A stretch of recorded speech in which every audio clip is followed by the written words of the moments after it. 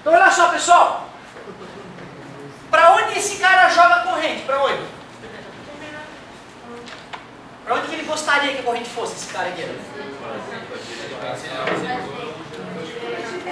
Não. Ó, é isso aí. Aí que está o cerne da questão, galerinha. Tu não tem como saber se é gerador ou receptor. Tanto que eu não te perguntei para onde é a corrente. Eu te perguntei para onde aquele dispositivo gostaria, como se tivesse vontade, entendeu? Deixa eu ver. Nele aqui tudo bem, para a direita do mais em direção ao menos, não é? Esse aqui. Para a esquerda, opa, se um é gerador, o outro é receptor, mas eu não sei quem é quem, eu nem coloquei os valores, eu não sou a mãe de nada, não sou adivinha. Esse cara aqui. Direita ou esquerda? Putz, agora a direita e a esquerda vai ficar ruim, porque a direita desse vai ser o contrário da direita do outro, né? Então eu vou dizer que esse aqui empurra a corrente no sentido horário, esse aqui no sentido anti-horário, esse aqui no sentido anti-horário e esse outro aqui no sentido horário. Agora tu já sabe uma coisa, se esse cara é gerador, esse aqui também é, porque ajuda. Se esse cara é receptor, esse aqui que empurra a corrente do mesmo lado, também é. E a mesma coisa para esses dois, se esse é gerador, porque empurra a corrente do mesmo lado. Se esse é receptor, aquele também é. Mas por enquanto eu não posso falar nada. Será que se eu só colocar as resistências internas, tu já pode dizer quem é quem? Não. De jeito nenhum. 1, 2, 3, 4, 5. Vou botar mais 5 aqui fora. Porém, agora sim, olha só, sei lá, 20, 19, 18, 12. E aí? Tu arrisca dizer quem é quem nessa brincadeira? Mas agora tu já tem que conseguir. Quem são os geradores? Quem são os receptores? É só usar o bom senso, o teu bom senso. O negócio é o seguinte. 20 volts empurrando para lá. 20. Tem alguém ajudando ele? Deixa eu ver. Ah, bobão atrapalhando. Bobão atrapalhando. Oh, ajudando. Acabamos de discutir que esse era amigo desse. Para tu ver como tu não tá atento. Acabei de discutir se esse é gerador, esse é gerador, porque eles estão se ajudando. Aí eu perguntei, tem algum amiguinho desse? Não, não tem. Porra, claro que tem, tá aqui, ó. 2013, hein? Um jovem inteligente como tu, hein? Que concentração na aula, hein? Porra! Então, peraí. 12 com 20. Ao todo, na matemática profunda, 32 volts querendo empurrar a corrente nesse sentido, ó. Legal. E aqui tem algum amiguinho desse? Ó, aqui, ó. E 18 com 19 na matemática profunda? 37 nesse sentido. Quem é o grupo que está ganhando? 20, 32 ou 37? 32. Ou 37 é maior que 32, né, galerinha? É, ele fez só para me provocar, claro. Ó, então, na verdade, esse aqui é gerador e esse aqui é gerador. Automaticamente, esse virou receptor e esse... Resumindo, o cara pode te dar um mundo de geradores e receptores tudo embaralhado. Primeiro passo, olha para cada DDP e bota a setinha que o cara gostaria que fosse. Não quer dizer que seja. Depois que tu botar a setinha em cada DDP, as setinhas que apontam para o mesmo lado, soma a voltagem. As setinhas que apontam todas para o outro lado, soma as voltagens. Compara o grupo que der a maior voltagem, geradores, o grupo que der a menor voltagem, todos receptores. Tu viu, cara, é intuitivo. É questão de botar as setinhas e usar o bom senso. E aí, como é que será que a gente finaliza calculando a corrente desse circuito? V igual a R e uma pitada de bom senso. Qual voltagem eu vou poder aproveitar de fato? Pega a maior, que está gerando, subtrai a menor, que está consumindo. Concorda comigo? Essas resistências estão como?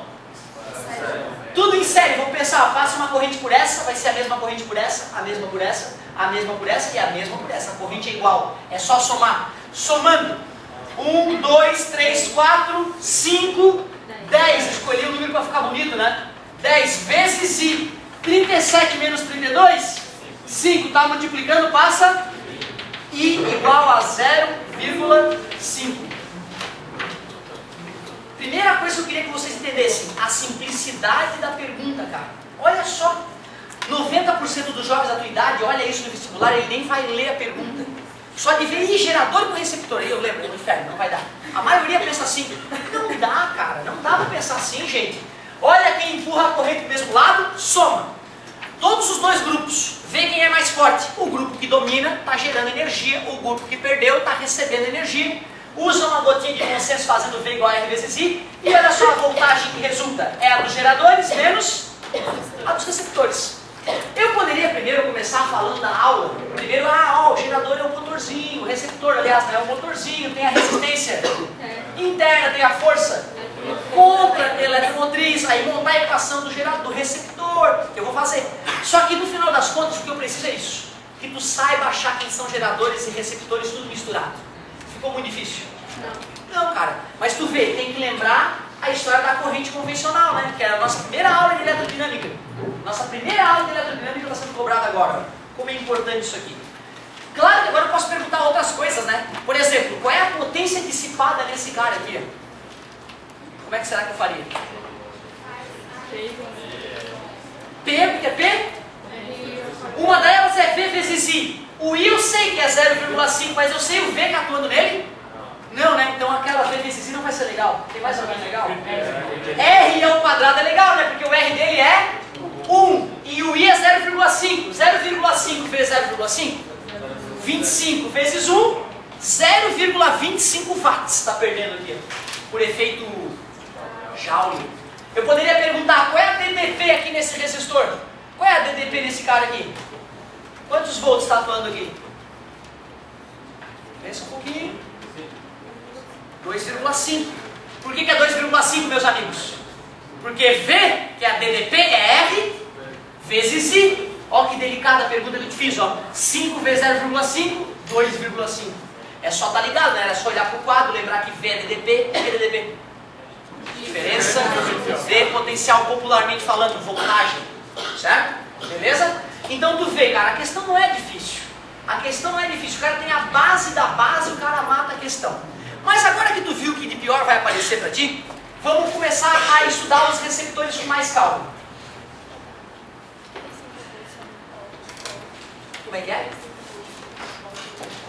Ah, boa, olha só. Boa pergunta da colega. Onde é que estão esses 5 volts ali, ó?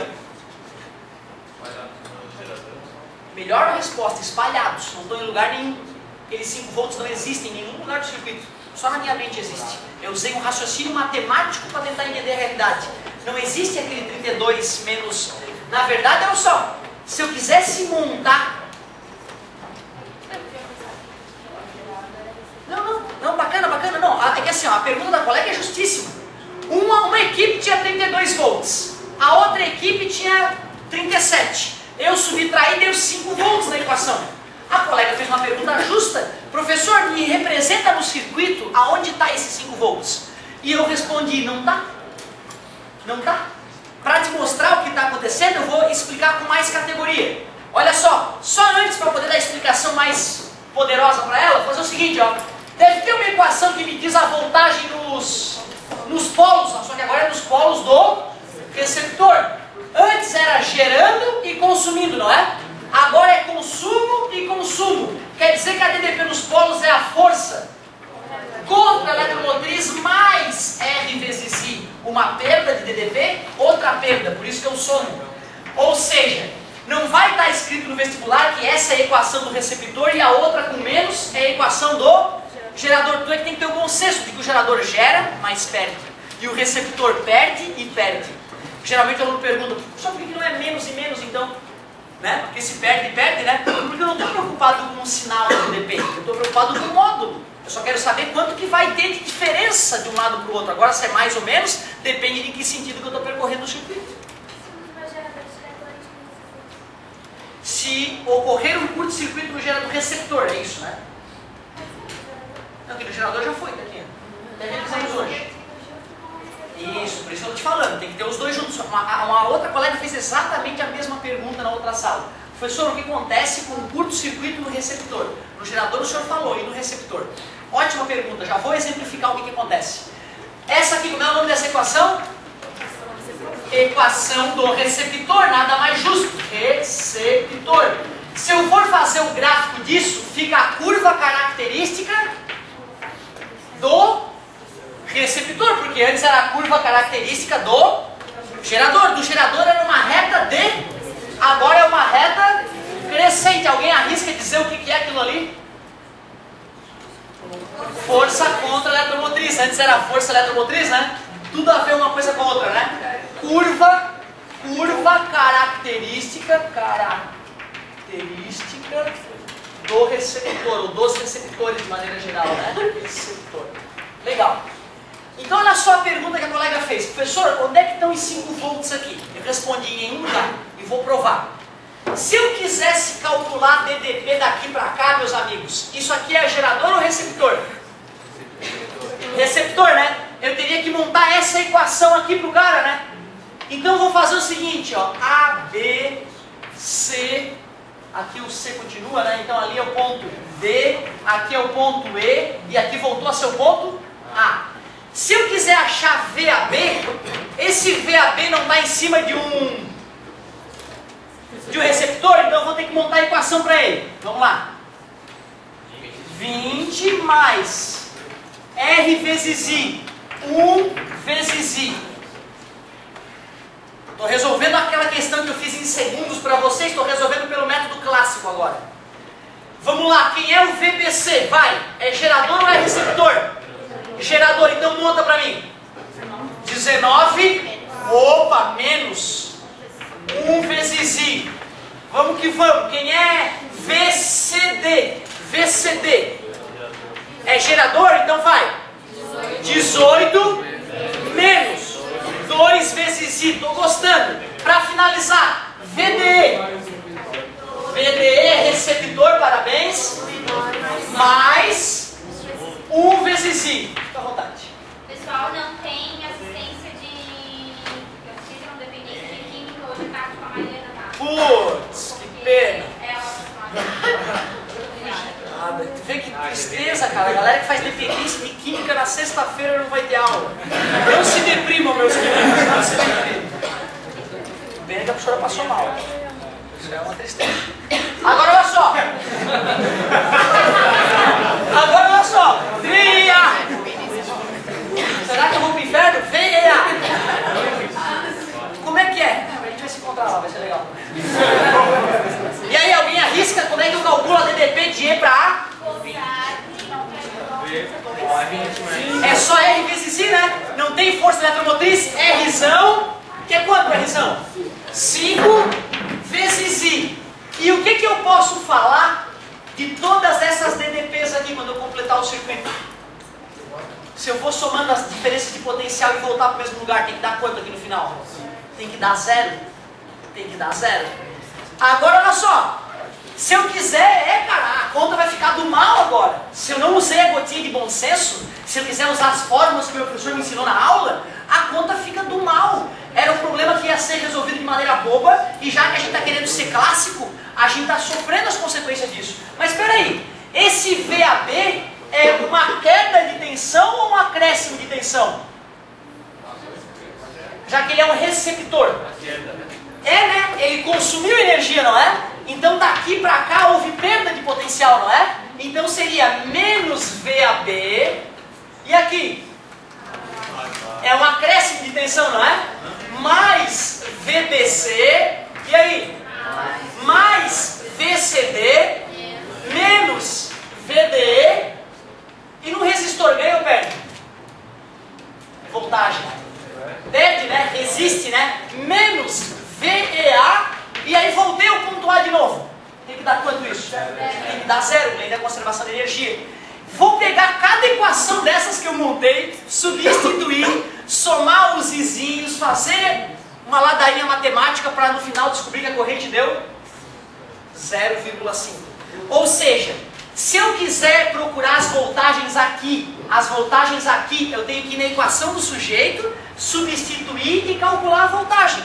Se der 5 em algum, é pura coincidência. Porque aquele 5, na verdade, eu peguei o que estava sendo gerado e subtraí o que estava sendo consumido. Não era um ponto específico do circuito que vai brotar 5 volts. Até porque não existe 5 volts, é uma diferença de 5 volts de um ponto ao outro, né? Mas como eu tinha resumido o circuito, aquele 5 não apareceu em lugar nenhum. Como nós descobrimos que a corrente é 0,5, não foi? Se eu quiser achar DDP entre A e B, aí sim eu monto a equação do cara e finalizo. Deixa eu ver, bota 0,5 aqui pra mim. 1 vezes 0,5, 20 mais 0,5. Eu sei que a DDP daqui pra cá é 20,5. Tu vê, não tem 5. E se eu for analisando todos eles, não vai dar 5 em nenhum deles, a não ser que seja uma coincidência. Ou seja, quando eu faço só V igual a R vezes I, eu estou resumindo enormemente a solução do problema, concorda comigo? Por isso que eu jamais recomendaria, estimularia o aluno a fazer do jeito clássico nesse caso.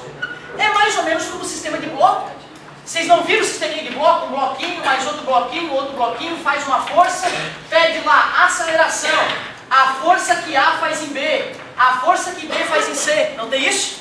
Se o cara vai usar o método clássico, o cara tem que separar cada bloco com um diagrama de corpo livre, montar a segunda lei de Newton para cada bloco e fazer um sistema de equações. Pô, fica infernal. É muito mais gostoso pensar em física, meu amor, fingir que é um bloco só, somar as massas todas e calcular a aceleração em um segundo. Concorda comigo? Mas o professor, pelo menos uma vez, ele tem que ensinar o método clássico. Uma vez na vida, uma na morte, ele tem que fazer, ó galera, o método clássico é assim. Porque o cara pode te pedir, né? Uma discursiva. Resolva pelo método clássico o sistema de blocos tal. Se o cara só sabe fazer o física, meu amor, rapidinho, ele não vai conseguir fazer a questão, né? Certo? Se vocês quiserem um dia, pegue lá, professor, resolve pelo método clássico um sisteminha de blocos pra gente na assistência. A gente faz uma dessas só pra ver como é que é, entendeu? Porque eu achava fácil dinâmica. A primeira vez que eu peguei uma questão que não dava de usar o método rápido, que tinha que usar o método clássico, eu fiquei apavorado. Meu Deus, por que o professor não me explicou isso, cara? Né? Que fica bem mais delicado de raciocinar. Mas muito bom. Fizemos uma análisezinha de um circuito mais complexo. Mas antes, aliás, vamos falar do curto. A amiga perguntou, professor, e se rola um curto num gerador com receptor? Vamos ver se a gente junto consegue pensar o que vai acontecer. Aliás, peraí. Só para dar uma provocada, né?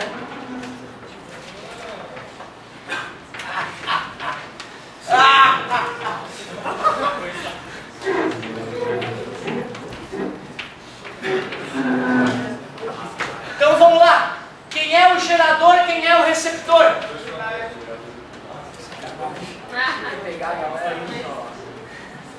Quem é o gerador e quem é o receptor?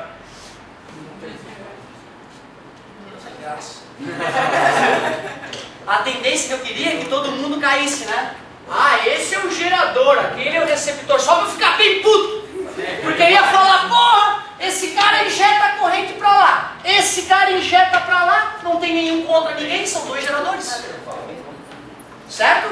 É isso que eu quero. Eu não quero que tu ache também o fato de ser fácil essa física que eu estou te ensinando. Eu não quero que tu não pense no dia. Tem que ter humildade, tem que ter o pé atrás. Agora sim, ó. Agora sim. Se eu boto um empurrando para um lado, outro para o outro, fica bobo, né? Quem é o gerador, quem é o receptor? O gerador é o fortão, não tem que somar as equipes para ver qual é a equipe que é mais forte, né?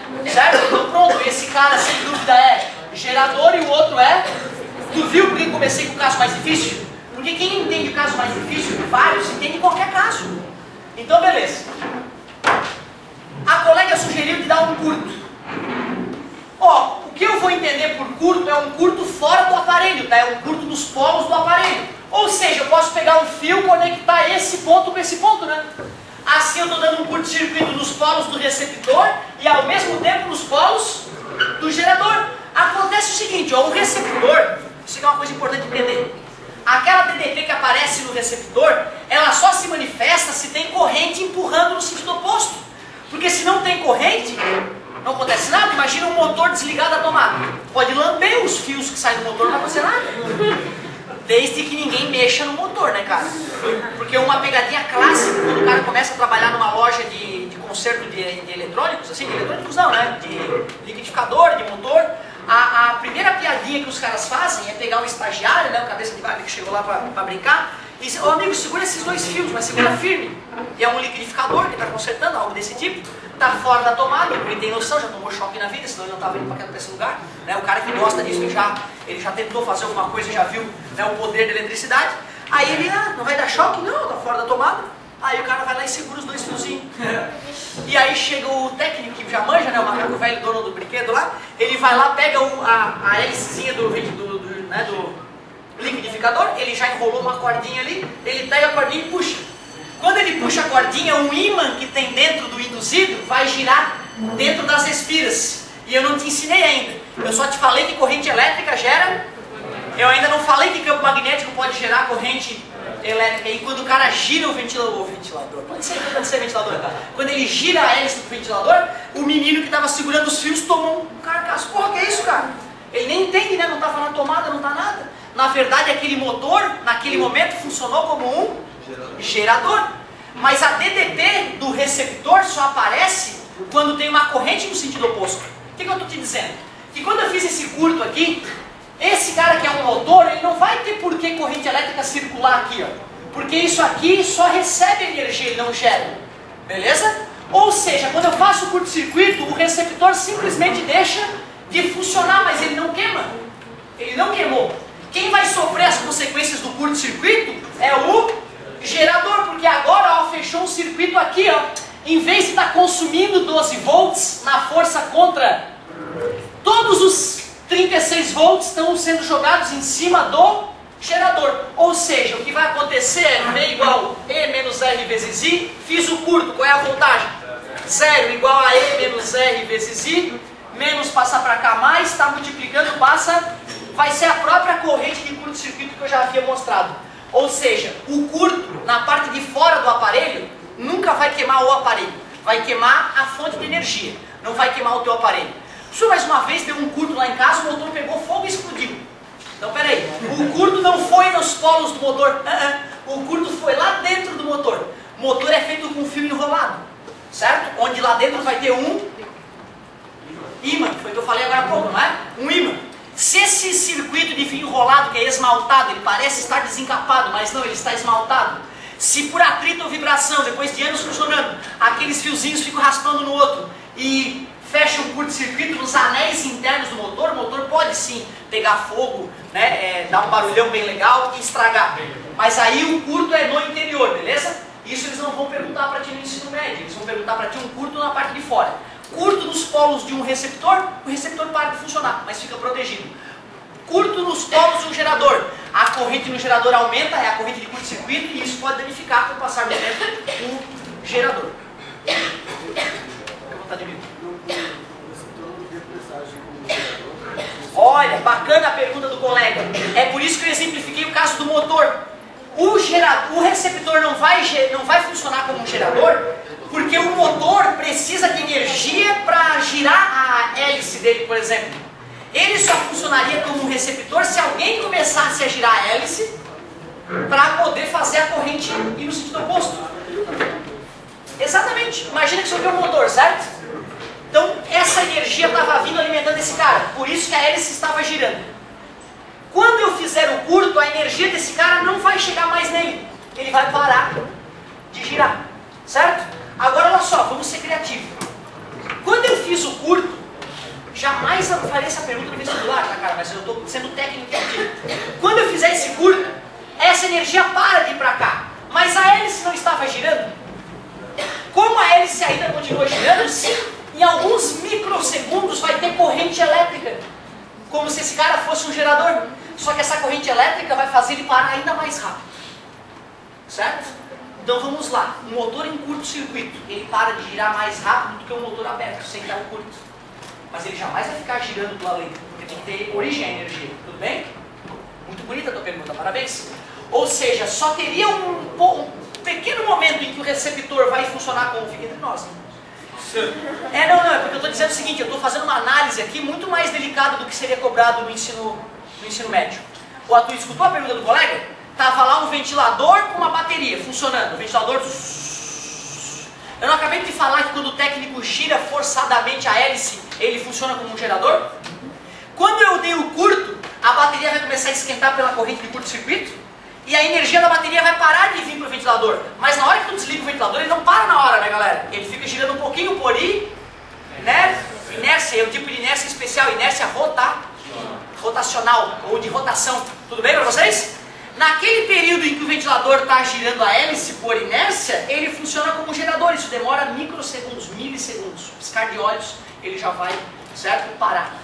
Ou seja, tu não vais precisar ter esse detalhe todo na mente. É só tu lembrar que quando rola um curto-circuito entre gerador e receptor, o receptor para de funcionar e o gerador vai ter uma corrente chamada de corrente de curto. É isso que é o principal, beleza? Mas fomos um pouco mais realistas aí com a tua colocação. Galerinha, na outra turma eu cheguei a fazer uns exemplos, mas foi um exemplo assim que deu um pouco de raiva, porque ficou muito mais simples que o meu. Aliás, ó, essa física C, galera, é a única que eu estou no volume 7, tá? É a única física que eu entrei no volume 7. Anota alguns que tu tens que fazer obrigatoriamente depois dessa aula. Página 56, exercício 22. Página 57, exercício 23. São os dois mais importantes. Qual que eu corrigi para 3B e tu podes assistir na internet depois? Eu fiz o 20. Eu fiz o 20 da página 56. Esses três seriam uma boa revisão para essa aula, certo? Mas eu tenho que ir para a física aí. Última perguntinha.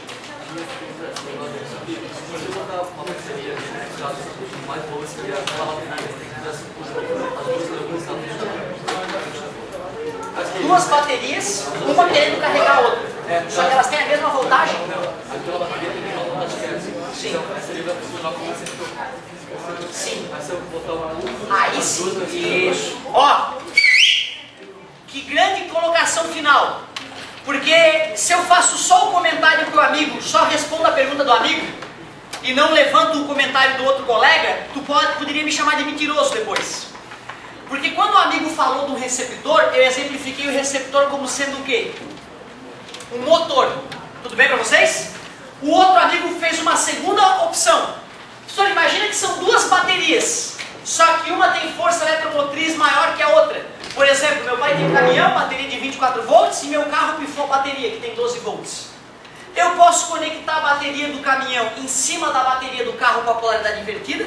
Assim a bateria do caminhão vai começar a carregar a bateria do carro. Naquele instante a bateria do carro não seria mais um gerador para o qual ela foi programada, ela é Toda bateria que está carregando naquele momento ela é um receptor. Eu não levantei essa possibilidade contigo, certo?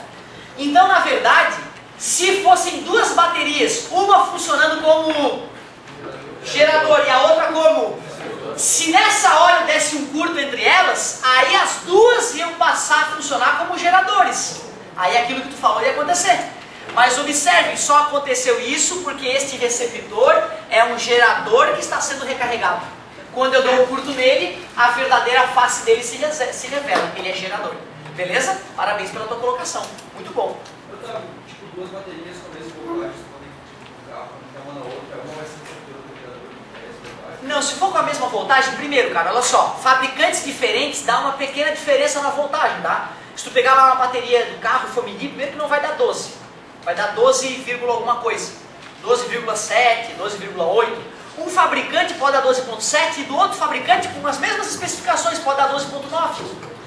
Mas se nós pegarmos duas baterias idênticas, com as mesmas forças eletromotrizes, aí uma vai tentar carregar a outra, mas não vai conseguir, nós vamos acabar, né, mantendo a estabilidade das baterias. Uma bateria, mesmo não conectada no circuito, ela vai perdendo energia, tá, com o passar do tempo. Né, um elétronzinho ou outro vai ali, pula o ar, né, mais úmido, então a bateria vai descarregando, não sei se você já percebeu. Deixa o teu celular desligado.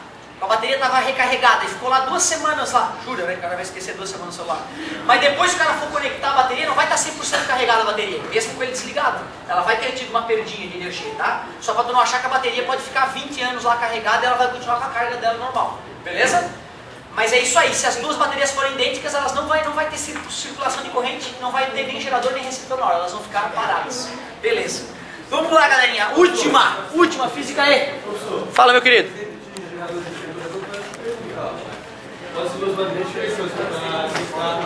Perfeito, naquela hora a bateria descarregada é receptor. Perfeito. O carro ligou, ela vai continuar sendo receptor enquanto o alternador do carro vai recarregar ela. Só depois que ela ficar completamente recarregada e tu for usar ela para disparar o carro, é que ela é um gerador. Ótima observação.